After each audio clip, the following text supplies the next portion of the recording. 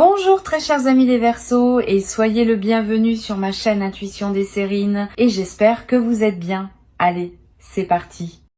Quelqu'un enquête sur votre vie, chère âme. Pas ouvertement, pas d'une manière qu'ils admettraient jamais. Ils le font tranquillement, soigneusement et avec un niveau d'intention qui honnêtement me dit tout sur à quel point ils se sentent menacés par vous.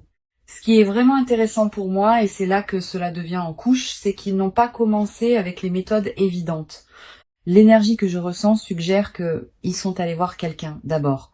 Quelqu'un avec une autorité spirituelle, quelqu'un qui croyait pouvoir lire les gens dans des situations, un médium, un cartomancien, quelqu'un dans ce monde. Ils se sont assis devant cette personne et ont demandé à propos de vous. Ils voulaient savoir ce que vous faites, où vous vous dirigez, à qui vous êtes connecté, mais ce qu'ils ont entendu en retour ne les a pas satisfaits. Et cette insatisfaction est exactement ce qui a mis tout le reste en mouvement.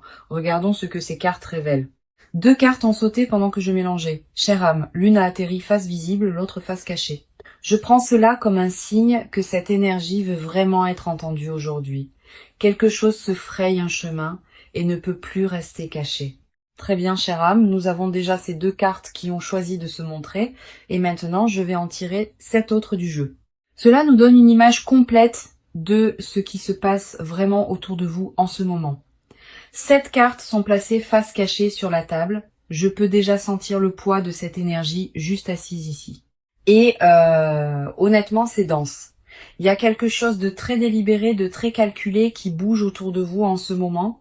Et j'ai besoin que vous restiez avec moi alors que nous traversons cela ensemble, car ce qui passe n'est pas quelque chose que vous devriez prendre à la légère. Ces cartes sont sur le point de nommer exactement ce qui s'est passé dans votre dos. L'énergie ici est déjà si révélatrice, chère âme, et j'ai besoin que vous vous prépariez vraiment pour ce que ces 3 premières cartes révèlent. Nous avons le hiérophante, le 6 de pentacle et les amoureux, donc tout de suite je perçois cette énergie d'enquête. Quelqu'un passant par des canaux, par des personnes, par des connexions pour vous atteindre. Le hiérophante me dit qu'ils ont commencé avec une source spirituelle. Le 6 de pentacle me montre des ressources échangées. Et les amoureux, chère âme, ils essaient spécifiquement de cartographier vos alliances. Et cela seul devrait vous dire tout sur leurs intentions. Le hiérophante. Quand cette carte est apparue comme la toute première carte dans cette lecture, j'ai immédiatement ressenti ce sens de quelqu'un assis en face d'une figure d'autorité, quelqu'un qui est censé détenir une connaissance sacrée, quelqu'un qui lie les gens pour gagner sa vie, et c'est exactement ce que l'énergie que je perçois me montre ici. Ce qui est vraiment intéressant, c'est que celui qui enquête sur votre vie, chère âme, n'a pas commencé par les ragots. Il n'a pas commencé en demandant autour de votre cercle social. Il est en fait allé voir un médium, un cartomancien, quelqu'un avec une autorité spirituelle, et il s'est assis et a posé des questions sur vous, spécifiquement. Il voulait savoir ce que vous faites, où vous êtes émotionnellement, à qui vous êtes connecté, quelles opportunités viennent vers vous. Le hiérophante dans cette position me dit que cette personne croyait sincèrement pouvoir extraire des informations sur vous par des moyens spirituels. Elle pensait qu'en consultant quelqu'un avec ce genre de don, elle obtiendrait des réponses claires et détaillées sur votre vie qu'elle pourrait ensuite utiliser. Mais voici ce que je trouve si fascinant à propos de cette carte apparaissant en premier. Le hiérophante représente aussi la vérité établie. Et parfois, la vérité qui passe par une lecture authentique n'est pas la vérité que quelqu'un veut entendre. Ce qu'ils ont reçu en retour ne les a pas satisfaits. Les réponses étaient soit trop vagues, soit trop honnêtes, soit pointées vers leur propre comportement. Et cette insatisfaction, chère âme, est ce qui a commencé tout le reste qui a suivi. Le hiérophante porte l'énergie d'une sagesse lunaire sacrée, et comme âme sensible profondément connectée à votre monde émotionnel, votre énergie intuitive sacrée est exactement ce qu'ils essayaient d'utiliser contre vous. Il y a un terme psychologique pour cela, surveillance par procuration, où quelqu'un ne peut pas vous confronter directement, alors il cherche des informations par des intermédiaires. Et ce que je trouve profondément révélateur, c'est que le hiérophante gouverne aussi les frontières sacrées, des frontières qui ont été franchies au moment où ils ont posé ces questions sur vous. Le 6 de pentacle. Et voici où l'enquête passe du spirituel à quelque chose de bien plus calculé et ancré. Quand le hiérophante ne leur a pas donné ce qu'ils voulaient, ils n'ont pas arrêté. Ils ont simplement changé de méthode.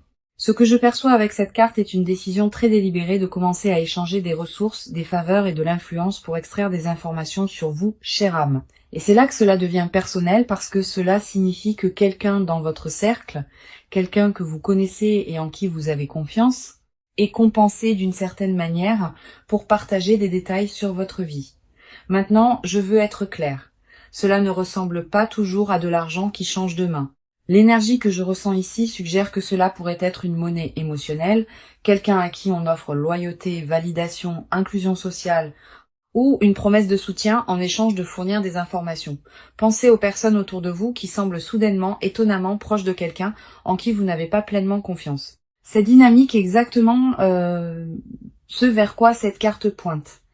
Ce qui est vraiment intéressant à propos du 6 de Pentacle dans cette position, c'est le déséquilibre de pouvoir inhérent qu'il révèle.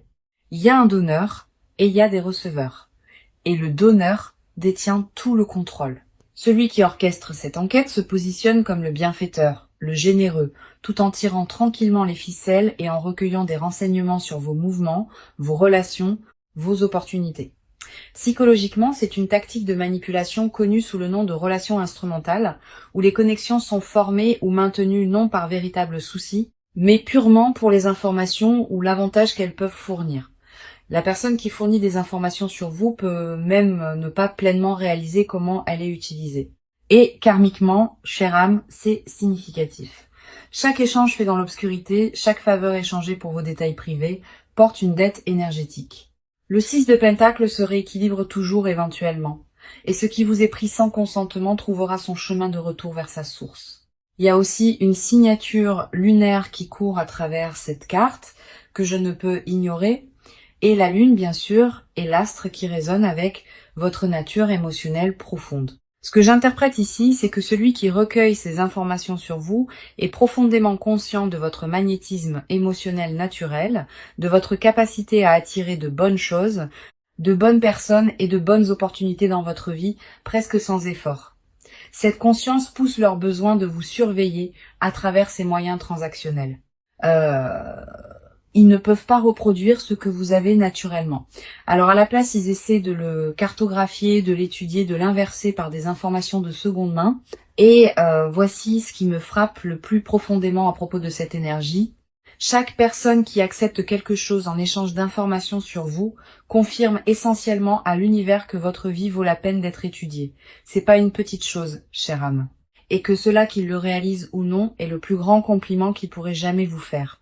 Les amoureux, et quand cette carte est sortie, quelque chose a cliqué pour moi immédiatement. C'est pas principalement à propos de romance, chère âme. Et j'ai besoin que vous entendiez vraiment cela. Ce que je perçois ici, c'est que la personne qui enquête sur vous est devenue fixée sur une alliance spécifique.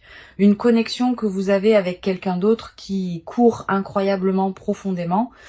Cela pourrait être un partenaire romantique, oui, mais cela pourrait tout aussi bien être un meilleur ami, un partenaire d'affaires, quelqu'un qui se tient complètement dans votre coin et en qui vous avez confiance avec les parties de vous-même que vous ne montrez pas au monde. L'image dans cette carte montre deux personnes si complètement en harmonie l'une avec l'autre qu'il y a presque un champ de force invisible autour d'elles. Cette bulle sacrée de confiance et de compréhension est exactement ce que l'enquêteur essaie de pénétrer. Il veut savoir à quel point ce lien est solide. Il veut savoir s'il y a des fissures qu'il pourrait exploiter pour créer de la distance entre vous et cette personne. C'est pas de la curiosité passive. C'est de la triangulation stratégique, un modèle de manipulation où quelqu'un s'insère dans une dynamique spécifiquement pour déstabiliser une connexion existante. Votre personne, qui qu'elle soit, fait partie de votre armure énergétique en ce moment. Et à un certain niveau, l'enquêteur le sait déjà. Astrologiquement, les amoureux sont gouvernés par les Gémeaux, le signe de la communication et de la dualité. Et ce que je trouve profondément révélateur ici, c'est que la connexion même qu'ils essaient de cartographier et éventuellement de couper est la chose exacte qui vous fournit le plus de protection en ce moment. Plus cette alliance reste forte, chère âme, plus leur enquête devient difficile. L'énergie se construit déjà si fortement ici, chère âme, et nous avons encore 7 cartes qui attendent de parler. Je retourne les 3 prochaines cartes maintenant. Et nous avons le 9 de bâton, le roi de coupe et le 7 de bâton. Maintenant, nous entrons directement dans votre énergie, chère âme. Ces 3 cartes ne concernent plus l'enquêteur. Elle vous concerne et comment vous bougez à travers tout cela.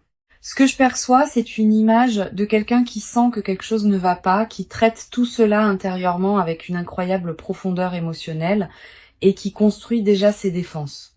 Et c'est exactement ce qui doit se passer en ce moment. Parce que la chose la plus puissante que vous puissiez faire quand quelqu'un essaye d'enquêter sur votre vie sans votre permission est de devenir tellement ancré et tellement gardé qu'ils ne peuvent rien lire de vous.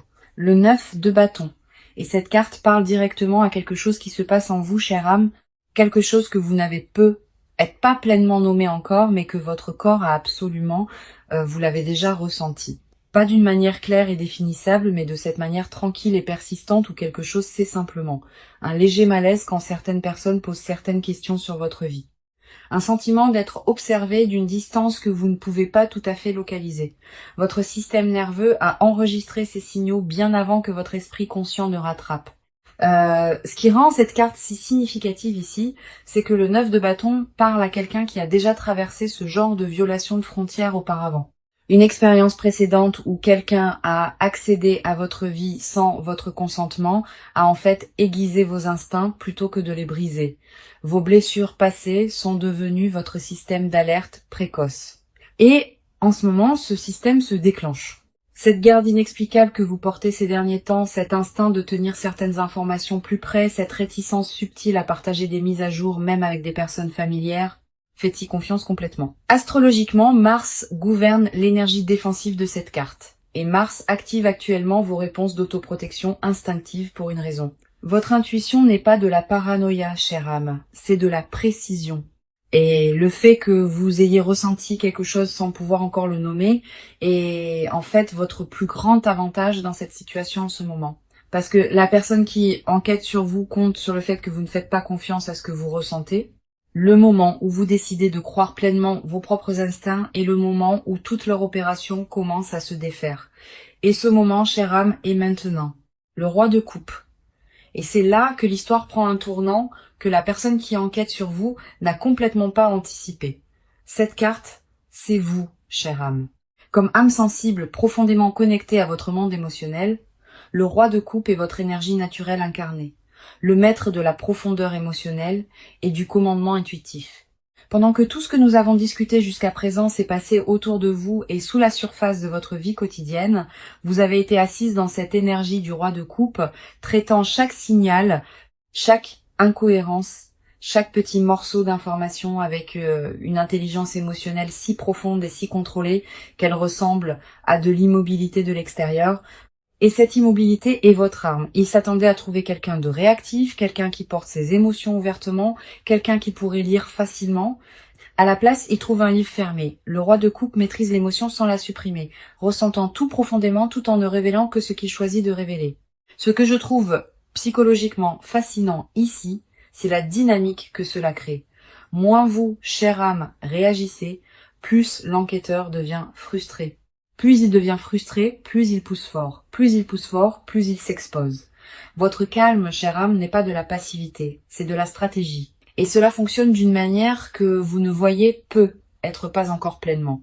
J'ai eu un moment comme celui-ci une fois où quelqu'un dans ma vie essayait clairement de recueillir des informations sur ce que je faisais. Et j'ai simplement pris la décision consciente de devenir complètement silencieuse. Pas de mise à jour, pas de réaction, rien. Et les regarder devenir de plus en plus déstabilisés par mon silence m'a appris que l'immobilité est vraiment la réponse la plus puissante que vous puissiez donner. Le 7 de bâton. Et cette carte est le message le plus direct dans toute cette lecture jusqu'à présent parce qu'elle ne décrit pas ce qui se passe autour de vous. Elle vous dit exactement quoi faire à ce sujet. Quand cette carte est apparue, j'ai immédiatement ressenti cette énergie de quelqu'un choisissant consciemment de tenir bon. Pas par peur, pas par agression, mais à partir d'un sens profondément enraciné d'autoprotection qui vient de savoir exactement qui vous êtes et ce que vous valez la peine de protéger. L'image ici montre quelqu'un debout en hauteur, tenant sa position contre de multiples forces venant à lui simultanément.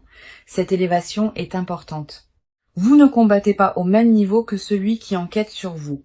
Vous opérez d'un terrain plus élevé énergétiquement et la chose la plus importante que vous puissiez faire en ce moment est d'y rester. Pratiquement, cela ressemble à devenir intentionnellement sélective sur ce que vous partagez et avec qui. Pas chaque mise à jour sur votre vie doit être annoncée. Pas chaque opportunité doit être discutée. Pas chaque relation doit être expliquée. Moins d'informations circulent sur vous dans des espaces que vous ne pouvez pas contrôler, moins de matériel l'enquête à travailler. Karmiquement, c'est significatif. Chère âme, pendant qu'il dépense une énorme énergie à essayer de briser vos frontières, vous avez la capacité naturelle de simplement fermer la porte. Votre protection énergétique n'est pas quelque chose qu'ils peuvent acheter, emprunter ou extraire par un intermédiaire. Elle vous appartient entièrement. Et il y a quelque chose de presque poétique à ce sujet. Ils ont consulté une source spirituelle en premier parce qu'ils sentaient que votre énergie était puissante et valait la peine d'être comprise. Maintenant, la chose même qu'ils craignaient, votre capacité naturelle à vous protéger est le mur exact à travers lequel ils ne peuvent pas passer.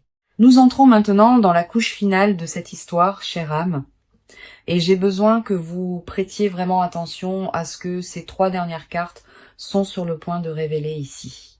Elles sont l'As de Pentacle, le 7 d'épée et le 10 de bâton, et juste comme ça, l'image devient complètement claire. L'As de Pentacle me dit exactement ce qu'il recherche d'autre, au-delà de simplement l'intelligence émotionnelle à votre sujet.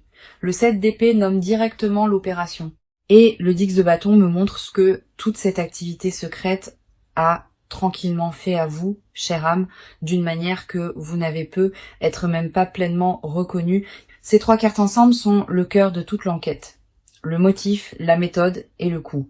Et ce qui passe, c'est quelque chose dont j'ai vraiment besoin que vous vous asseyiez avec avant que nous allions plus loin. L'As de Pentacle. Et voici le second motif, chère âme, celui qu'ils n'admettraient jamais, même si vous leur demandiez directement. Quand cette carte est apparue, j'ai ressenti ce sens immédiat de quelque chose de nouveau et tangible se formant dans votre vie. Une graine d'opportunité matérielle qui est soit juste arrivée, soit juste au bord d'arriver. Un nouveau flux de revenus, une opportunité financière, un développement de carrière, quelque chose qui représente une croissance concrète, réelle dans votre monde physique. Et ils le savent ou ils le soupçonnent. Et ce soupçon les ronge d'une manière que l'intelligence émotionnelle dont nous avons discuté plus tôt ne peut tout simplement pas expliquer. Ce que j'interprète ici, c'est que cette enquête n'a jamais été purement à propos de sentiments ou de relations. Il y a une couche très ancrée, très pratique d'envie qui dirige cela. Quelqu'un dans votre orbite a vu quelque chose changer dans vos circonstances matérielles et veut comprendre exactement comment c'est arrivé, qui vous a aidé, quelles connexions ont rendu cela possible, quelles opportunités viennent encore vers vous. Psychologiquement, cela s'appelle l'envie de ressources et c'est l'un des motivateurs les plus puissants pour un comportement secret. Ils ne peuvent pas vous demander directement parce que cela exposerait leur conscience de votre croissance. Alors à la place, ils recueillent des informations par les canaux que nous avons déjà vus, par des intermédiaires, par des échanges, par l'observation. Votre nouveau commencement, chère âme, est la chose même qui vous rend digne d'être étudié et cela devrait vous dire tout sur où vous vous dirigez. Parce que les gens n'investissent pas autant d'énergie à enquêter sur quelqu'un qui se tient immobile. Ils ne viennent que pour ceux qui sont clairement et indéniablement en train d'avancer vers quelque chose de remarquable. Le 7 d'épée. Et le voici, chère âme, la carte qui nomme tous ceux autour de quoi nous avons tourné dans toute cette lecture, exposée dans une clarté complète et indéniable. Quand cette carte est apparue, j'ai senti quelque chose changer dans l'énergie de cette lecture. Comme un rideau tiré pour révéler exactement ce qui s'est passé dans les ombres de votre vie. C'est la carte de l'opération secrète, de l'information recueillie sous le couvert de l'obscurité, de quelqu'un se déplaçant dans votre monde comme un voleur qui s'est convaincu qu'il est simplement stratégique. L'imagerie ici est frappante et incroyablement spécifique à votre situation. Des figures sombres se déplaçant dans la nuit, soigneusement, délibérément, collectant des morceaux d'informations un par un, tout en croyant qu'elles sont complètement invisibles. Ces figures représentent le réseau qui a été assemblé autour de vous, les intermédiaires que nous avons vus dans le 6 de Pentacle, la sonde d'alliance que nous avons vue dans les amoureux, tout cela coordonné et intentionnel. Ce que j'interprète ici, c'est un effort très organisé pour construire une image complète de votre vie à partir de fragments. Un commentaire ici, une observation là, un morceau d'information échangé contre une faveur, aucun obtenu directement de vous. Tout assemblé dans l'obscurité et rapporté à celui qui orchestre cela. Pratiquement, cela peut ressembler à des personnes dans votre cercle étant inhabituellement curieuses sur des détails très spécifiques. Votre emploi du temps, vos finances, vos nouvelles connexions, vos plans. Cela peut ressembler à des conversations qui semblent désinvoltes, mais se sentent étrangement pointues. Cela peut ressembler à quelqu'un qui vous connaît à peine, sachant d'une certaine manière des choses sur votre vie que vous n'avez jamais partagées avec lui directement. Mais voici où le karma de cette carte devient si significatif. Chère âme, le 7 d'épée porte en lui la graine de sa propre exposition. Tout ce qui est recueilli dans l'obscurité laisse une trace. Chaque échange fait en secret crée un témoin. Chaque personne recrutée dans ce réseau devient un point potentiel de défaisement parce que les personnes utilisées comme instruments réalisent éventuellement qu'elles ont été utilisées. Ce qui est construit contre vous dans les ombres en ce moment construit simultanément le dossier contre eux. Chaque mouvement qu'ils font en secret est enregistré par l'univers dans un registre auquel ils ne peuvent accéder ou effacer. Et au moment où ce registre s'ouvre, chère âme, tout ce qu'ils ont collecté deviendra la preuve même de leurs propres intentions. La chose la plus dangereuse à propos d'opérer dans l'obscurité, c'est que vous oubliez éventuellement que la lumière existe. Et quand elle vient, elle illumine tout et tout le monde sans miséricorde ni exception. Le Dick de bâton. Et cette carte m'a brisé un peu le cœur quand elle est apparue parce qu'elle parle à quelque chose que vous, chère âme, avez porté complètement seul et que vous ne vous êtes probablement pas pleinement permise de reconnaître, tandis que les cartes précédentes nous ont montré ce qui se passe autour de vous et pourquoi cette carte me montre ce que cela vous coûte vraiment, pas financièrement, pas socialement, mais énergétiquement et émotionnellement dans les moments tranquilles quand personne ne regarde. L'image ici montre quelqu'un courbé sous le poids d'un énorme paquet, avançant toujours, fonctionnant toujours, se présentant toujours, mais clairement épuisé d'une manière qui va au-delà de la fatigue ordinaire. Cet épuisement est ce que je perçois de votre énergie en ce moment, chère âme. Le genre spécifique qui vient d'une hypervigilance soutenue, du fait de devoir surveiller constamment vos mots, votre partage, votre confiance, votre environnement. Pratiquement, cela se manifeste comme une fatigue mentale difficile à expliquer aux autres, une réticence à se détendre complètement, même dans des espaces sûrs, un bourdonnement de fond de méfiance qui ne s'éteint jamais vraiment. Vous pourriez vous retrouver à trop réfléchir aux conversations après qu'elles se sont produites, à rejouer des interactions, à vous demander ce qui était vraiment voulu par une question ou un commentaire particulier. Ce que je veux que vous entendiez vraiment ici, c'est que ce fardeau est réel, mais il est aussi temporaire. Le 10 de bâton précède toujours un moment de libération, un point où vous choisissez consciemment de poser ce qui ne vous appartient plus à porter.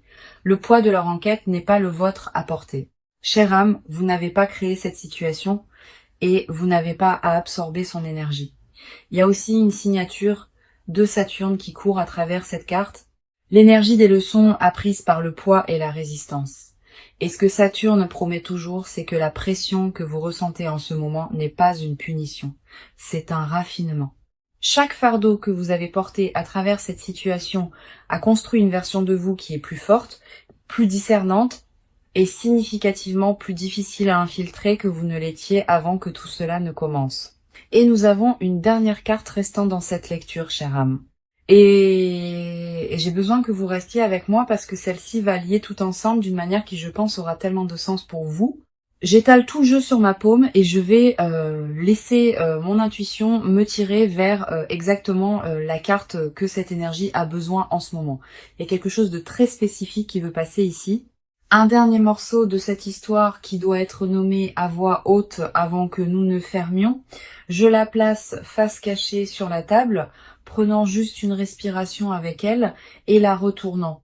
Notre dernière carte est le page d'épée. Et cette carte est le visage de l'opération, chère âme. Pas le cerveau derrière, mais celui qui fait réellement le travail d'observation, de collecte et de rapport. Quand cette carte est apparue, j'ai immédiatement eu le sens de quelqu'un de plus jeune en énergie, sinon en âge. Quelqu'un déguisé d'observateur et incroyablement bon pour paraître neutre, tout en absorbant tout ce qui se passe autour de lui. C'est la personne dans votre orbite qui pose juste quelques questions de trop, qui semble sincèrement intéressée par votre vie, mais dont la curiosité a une qualité très spécifique et dirigée. Le page d'épée est un collecteur d'informations habile. Il remarque les détails, il se souvient des conversations.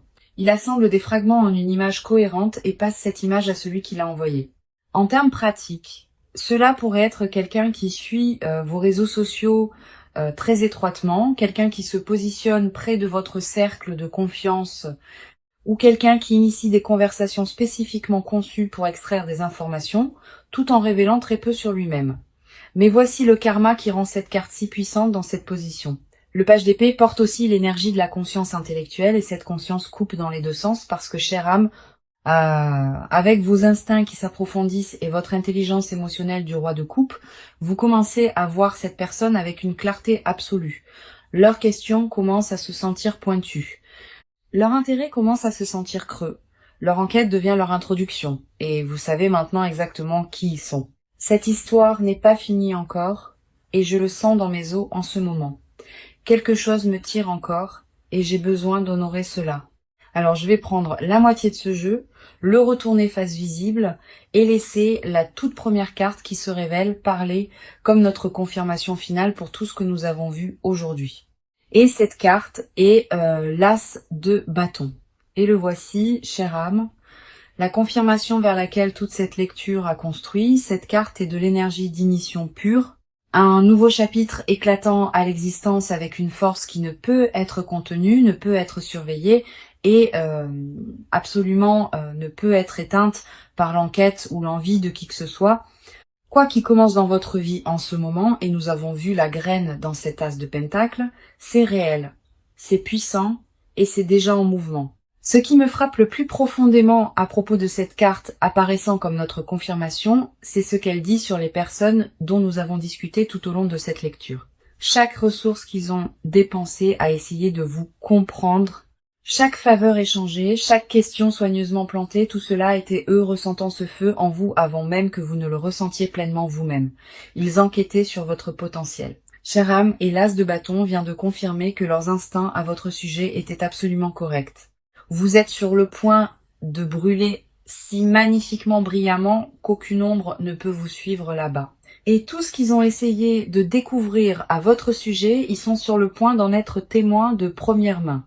Chère âme, nous avons couvert tant de terrain dans cette lecture aujourd'hui et je veux que vous vous asseyez avec tout ce qui est passé avant que vous ne fermiez ceci. Quelqu'un a travaillé très dur pour comprendre votre vie de l'extérieur parce qu'il ne peut pas y accéder de l'intérieur. Il est allé à des sources spirituelles. Il a échangé des faveurs. Il a recruté des observateurs. Il a sondé vos alliances. Et à travers tout cela, vous avez bougé avec une intelligence émotionnelle et un pouvoir tranquille qu'il ne peut fondamentalement pas décoder. Ce que je veux que vous retiriez de cette lecture n'est pas la peur et pas la paranoïa. Ce que je veux que vous retiriez, c'est la conscience et la confiance. La conscience de qui mérite l'accès à votre vie et qui ne le mérite pas. La confiance dans les instincts qui vous protègent déjà tranquillement tout ce temps. Chère âme, le fait que quelqu'un enquête sur vous n'est pas une menace, c'est un témoignage.